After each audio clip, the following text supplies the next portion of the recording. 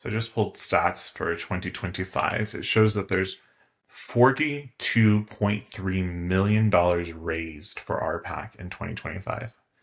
And then there was over 5,000 congressional meetings that were held in 2025.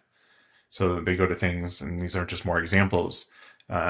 This support the VA Home Loan Reform Act, the Homebuyer Privacy Protection Act.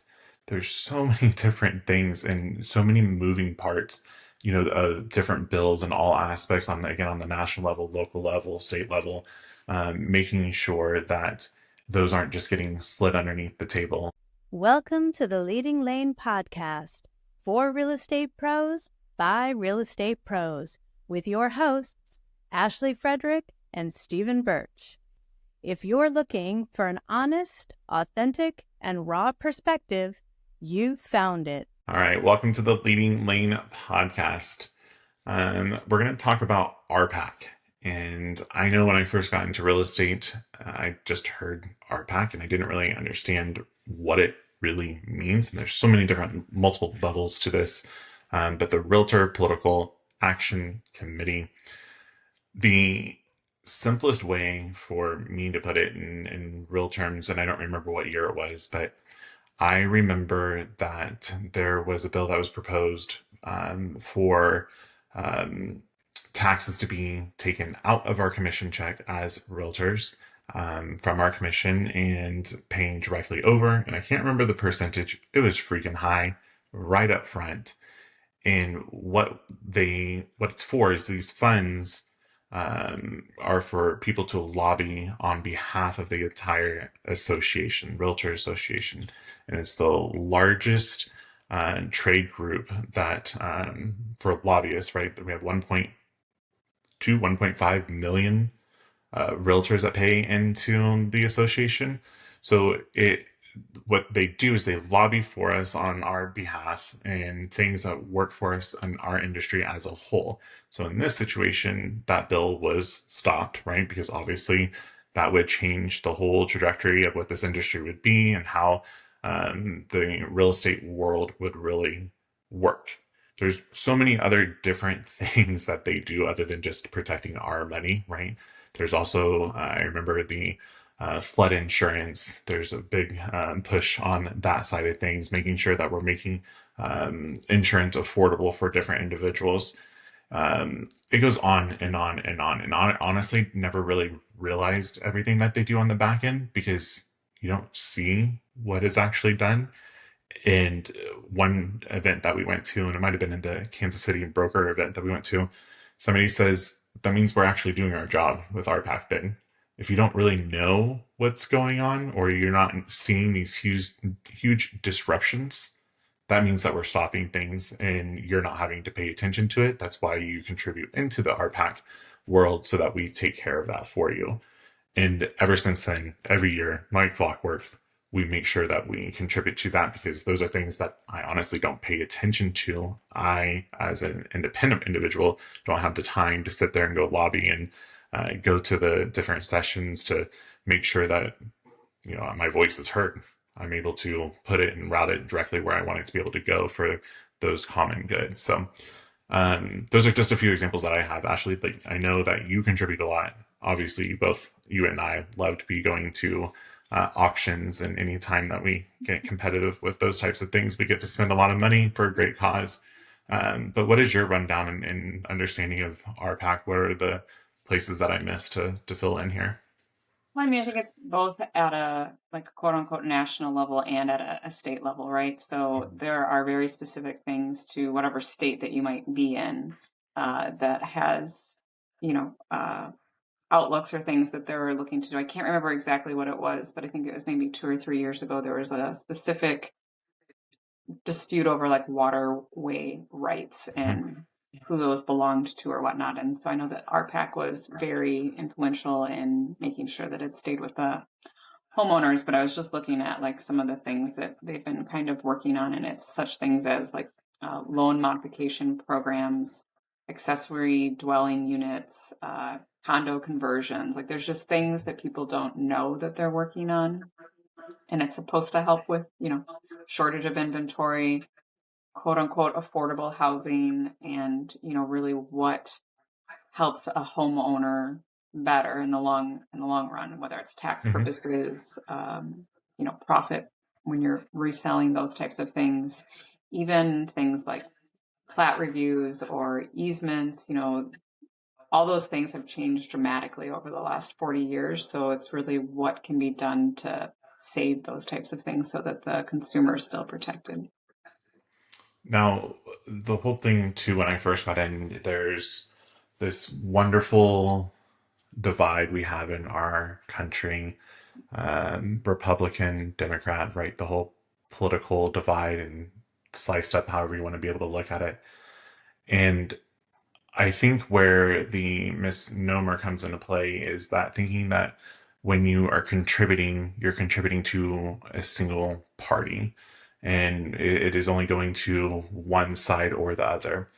And that is furthest from the truth. Reality it is doing is it's contributing to those who have the aligned vision of the real estate world industry as a whole and moves those bills or protects the bills, however way you want to be able to look at it.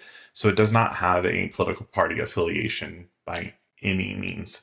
So it's not like you're crossing the aisle or your funds are going to the other party. That's not how that looks. Like you have to look at it for the betterment of the industry and you remove your own political views out of it and look at it from the hat of a realtor as the entire association, what is benefiting for it. So having that advocacy is absolutely huge, making sure that we have that presence and have a huge push. Again, like that's a lot of arm power when you get that many people, that large of a trade behind. People listen, money talks, the numbers talk. And I think that even more now in this world, that is super important to making sure that you are contributing to those types of funds. Well, you can choose where the funds go to. So like when you Mm-hmm. donate money, a lot of times, like towards the end of the year, they'll tell you that you have X amount in your, you know, um, pot. So you can tell them where you want them to spend it. But I just looked up like two other ones that I think, again, people just don't think about. So this was for Wisconsin specifically, but it had helping Wisconsin's affordability challenges by cutting the state's real estate transfer tax credit by 1/3, reducing the costs that sellers face at closing. And the other one, which I appreciate, is preventing landlord bankruptcy. So there's one precedent that had been set, and that would literally financially devastate landlords. And so this bill instead strengthens the tenant protection, clarifies landlord obligations, and helps prevent legal disputes. So there's just such a wide variety of things that come up in real estate, from buyers to sellers to landlords to tenants. And a lot of times we don't know until something bad happens that you weren't protected, that there wasn't something in place. And so these kind of help to buffer when things change. So I just pulled stats for 2025. It shows that there's $42.3 million raised for RPAC in 2025.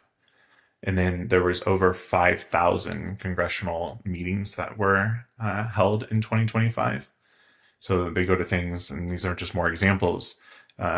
This support the VA Home Loan Reform Act, the Homebuyer Privacy Protection Act. There's so many different things and so many moving parts, of different bills and all aspects on again on the national level, local level, state level, making sure that those aren't just getting slid underneath the table and getting passed for whatever reason, and making sure that again the realtor voice as a whole is heard and making sure that we are putting our consumers first and protecting them because that's our mission as realtors is protecting the public. So super important.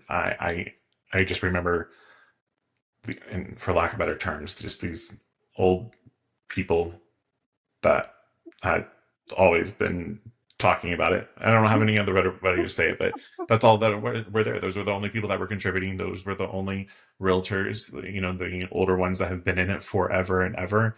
And I just don't think that when we first get into the industry and truly knowing what all does it go towards, other than just a fun event, fundraising event on a local level, there's so much more that happens behind it. So I think the education is super important.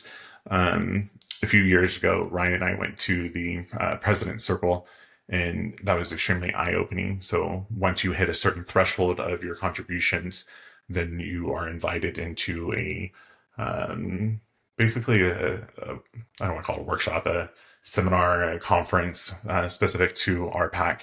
And so everybody that is there have all contributed at that level or higher. And it is extremely eye-opening when you get that many people together that all believe in the same mission, all are contributing, they're walking the walk, they're talking the talk. They're just not here, lollygagging around.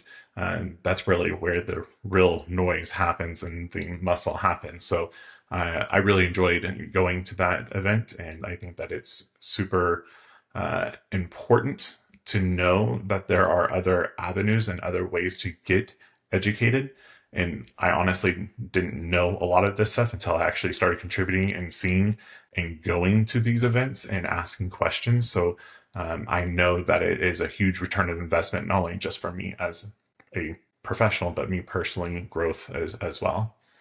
I think as a brand new agent, it can be overwhelming, or you go into these rooms where these auctions are, and people are just like throwing stupid money at this event or whatnot. And again, like when I first started in real estate, all I knew is it was a auction where people bought stuff, and I had no idea what that actually meant afterwards. So my suggestion is to attend some meetings that explain it. I mean, there's a lot of information online that's state specific that you can figure out what it's going for.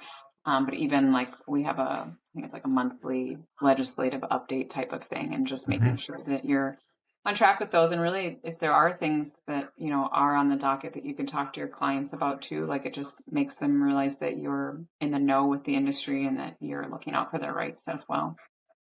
You're legit advocating for them, right? That's what they're paying you for. So, yeah, I think it's, of course, a great thing to be involved, making sure that you know all the parameters, because also it's expensive, right? You already pay dues, you already pay this money, and not understanding what what the money actually is going towards. Like, this is above and beyond. This is above the line of what you pay for and contribute to. So, super important. Oh, good topic. Always love RPAC, and of course, there's way more to dive into it. We didn't want to get into it too crazy of it and bore, but I really enjoyed RPAC. So Yeah, thanks for tuning in. Oh, I'm sorry. right. I'm just gonna say, if you hadn't have a chance and you're at your local level, I would reach out to whoever's in charge and ask them if you can get more information. If there's anything you can do to help, there's just little things that I think will make everyone, understand that advocacy matters. Mm-hmm. Advocacy matters. That's a good tagline. I should take that from you. All right. Thank you for tuning in, and make sure you tune into the next Leading Lane podcast. If you've enjoyed today's episode, please like, subscribe, and share with others.